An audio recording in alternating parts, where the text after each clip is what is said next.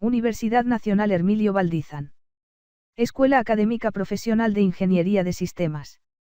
El tema que vamos a tratar hoy es Sistemas dinámicos de segundo orden. Docente. Magister Rivera Vidal Belsi. Sistemas dinámicos de segundo orden. Los sistemas dinámicos de segundo orden cuentan con dos niveles en su estructura.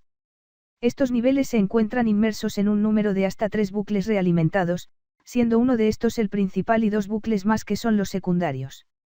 El bucle principal conecta a los dos niveles mientras los secundarios conectan a un nivel consigo mismo. La característica más importante de los sistemas de segundo orden es el hecho de que tienen la posibilidad de presentar oscilaciones, dado esto por la presencia de los dos niveles en su estructura. Tipos de oscilaciones. Un sistema dinámico de segundo orden puede presentar oscilaciones, las cuales pueden clasificarse en amortiguadas, mantenidas y crecientes, como se muestran en la siguiente figura. Ejemplo. El sistema de la población de conejos que se observó en los sistemas de primer orden. Si el sistema es desviado de su punto de equilibrio, otra variable debe continuar para cambiar aún si la población queda fija momentáneamente. La variable adicional puede ser algún cambio en la comida o provisión de agua, una población de depredadores u otro factor ambiental.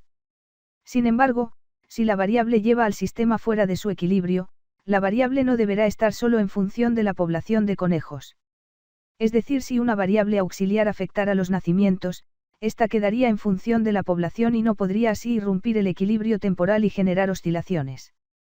Por consiguiente, tiene que existir otro nivel o almacenamiento para cambiar la población de conejos y sus nacimientos, y así hacer oscilar al sistema.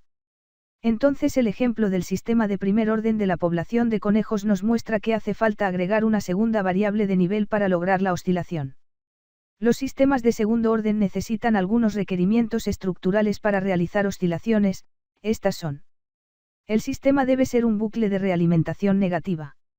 El sistema debe tener como mínimo 2 variables de nivel. Bucles de retroalimentación negativa. Estos siempre tratan de terminar con la discrepancia surgida entre el estado deseado del sistema y el estado actual del sistema. Por ejemplo, el bucle de realimentación negativo presentado en el modelo de la población de conejos, terminó con la discrepancia entre la población y la capacidad que tenía el campo para mantener a los conejos. En capítulos anteriores, se muestra cómo los bucles de realimentación negativa en los sistemas de primer orden un solo nivel, generan un crecimiento asintótico en sus resultados. Este comportamiento ocurre debido a que el sistema se da cuenta de que existe una discrepancia entre el estado deseado y el estado actual, ajustándose entonces las tasas o índices, entonces el sistema inmediatamente vuelve a comparar el sistema actual contra la meta y reajusta estos índices como consecuencia. Por ejemplo, si el valor inicial de la población de conejos fuera más grande que la capacidad del campo para mantenerlos, se presentaría un crecimiento del tipo asintótico, las muertes aumentarían y así la población se vería decreciente, la cual al llegar a su límite, disminuiría la cantidad de muertes. Sistemas de segundo orden lazo cerrado. Los sistemas de control realimentados se denominan también sistemas de control de lazo cerrado. En la práctica, los términos control realimentado y control en lazo cerrado se usan indistintamente. En un sistema de control en lazo cerrado, se alimenta al controlador la señal de error de actuación, que es la diferencia entre la señal de entrada y la salida de realimentación, que puede ser la señal de salida misma o una función de la señal de salida y sus derivadas o barra e integrales a fin de reducir el error y llevar la salida del sistema a un valor conveniente. El término control en lazo cerrado siempre implica el uso de una acción de control realimentando para reducir el error del sistema. Elementos básicos. 1. Elemento de comparación. Este elemento compara el valor requerido o de referencia de la variable por controlar con el valor medido de lo que se obtiene a la salida, y produce una señal de error la cual indica la diferencia del valor obtenido a la salida y el valor requerido.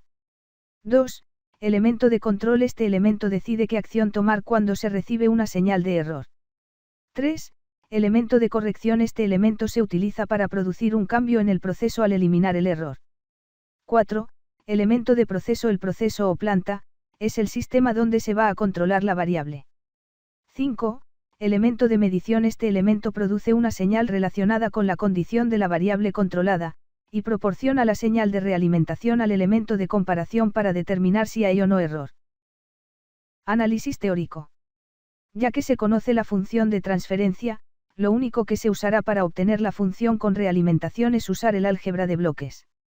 La misma que nos dice si se aplica realimentación a una función de transferencia, para obtener su equivalente se aplica la siguiente fórmula.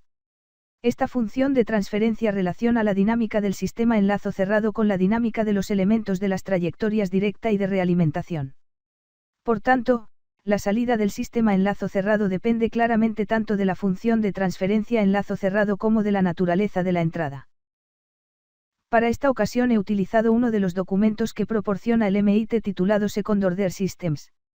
Vamos a proceder a ver el siguiente modelo, el cual trata sobre dos amantes que son diferentes personas que poseen diferentes personalidades que determinan cómo van a responder al amor de su pareja, así como hay parejas que aman a su pareja mucho, si ellos la aman mucho y hay quienes no les gusta que su pareja las ame demasiado.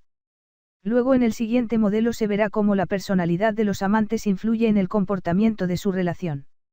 El modelo se llama Romeo y Julieta, este habla sobre un amor apasionado que se tiene tanto el uno como el otro. Romeo hace cualquier cosa para impresionar a Julieta y esto causa que ella lo ame aún más. Cada una de las personalidades ha de ser representa como un nivel del sistema y la reacción que se produce como respuesta al sentimiento del otro como la variable de flujo que los relaciona. Algo importante a resaltar es la unidad de medida, cómo medir el amor. En realidad lo estimaremos como la unidad que se modifica en el tiempo, así se comenzara con un valor inicial de unidades que de acuerdo a la retroalimentación sea positiva o negativa cambiara de forma progresiva para las dos entidades. Veamos la gráfica.